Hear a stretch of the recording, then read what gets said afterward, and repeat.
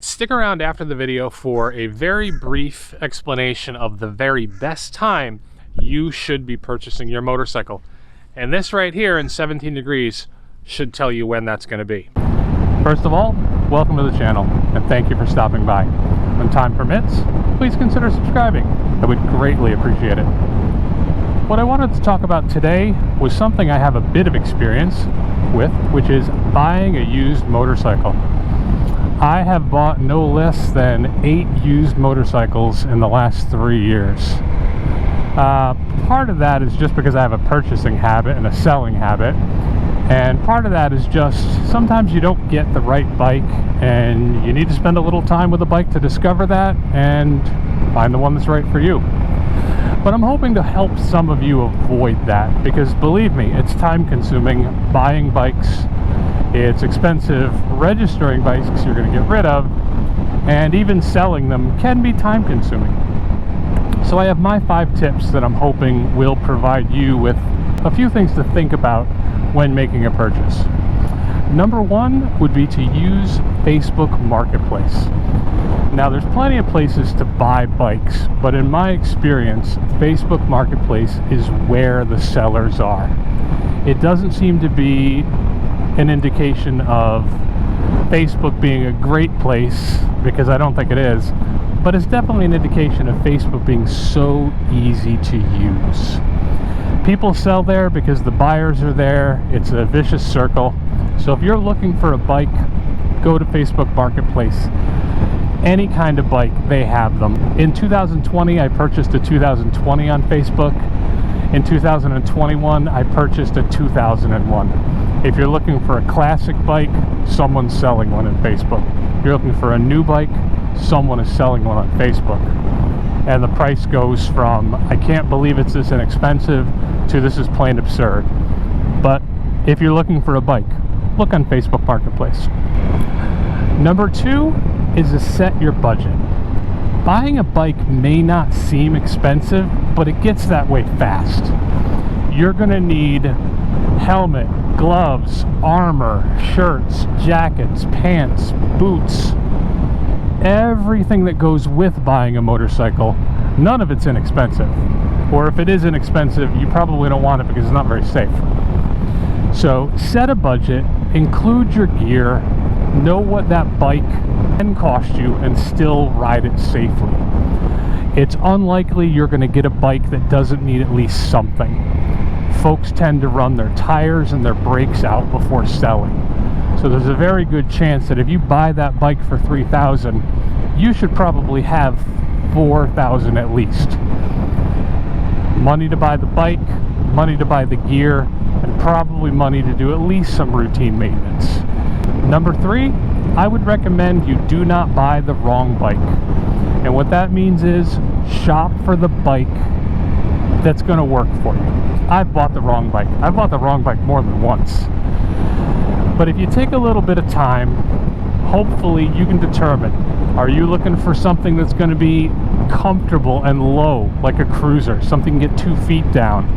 Are you looking for something that's going to feel flicky and sporty? Are you looking for something you can take on gravel or dirt roads? Make sure you're pretty sure of what you want to do with your bike, because otherwise you're gonna have to buy a second bike and sell that one. And again, that goes back to, that's time consuming and expensive. Number 4, go outside of your area. I always start shopping locally, because who wants to travel for a bike? But as soon as I don't find the deal I'm looking for, I branch out. I purchased a bike up to 8 hours away from where I am. And that 8-hour trip, while it wasn't a lot of fun, saved me $2,500 on a bike. My KTM was a deal and a half because I was willing to spend 8 hours in the van and bring that thing back. The bike I'm sitting on right now, I was willing to drive 3 hours, got a ride, rode the bike back. I got it for $3,500, and it came with $300 worth of tires because I was willing to shop outside of my area. And fortunately, Facebook makes it really easy to change your zip codes. So when you're shopping, take a look at your area first, absolutely. But if you're not finding the price you're looking for, you're not finding the type of bike you're looking for, shop outside your area. It may pay off.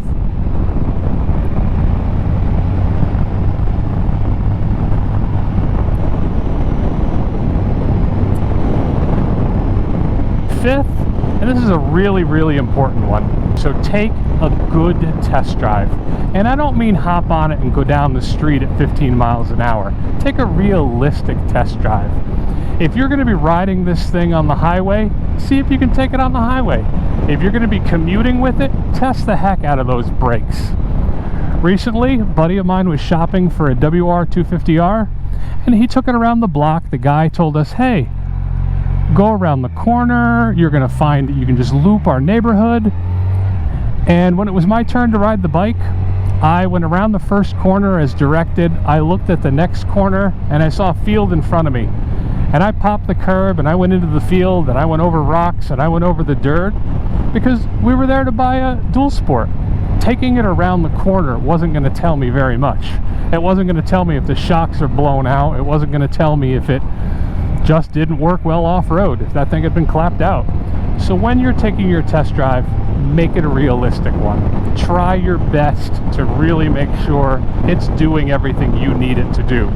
15 miles an hour around the corner isn't going to help anybody. Well, that's just a couple of ideas I have for folks. It's the advice I give friends. It's the advice I try to take myself. If you stuck around, I really appreciate it, and take care. Alright, I hope some of that was helpful. I have picked up a couple of tips over the years that have helped me buy and sell motorcycles. Usually, in fact, there was only one time where I failed to buy and then sell a motorcycle for what I paid for it. I've profited by up to $800, and I've unfortunately lost $200. But again, that was only once that happened, and that's because I bought a really beater FJR 1300. And I actually felt guilty selling it when I did, but the guy really wanted it, and I couldn't say no. I had to get rid of it. But the point is, if you're careful about when you buy the bike, and if you're careful about when you sell the bike, you don't have to lose money in today's market.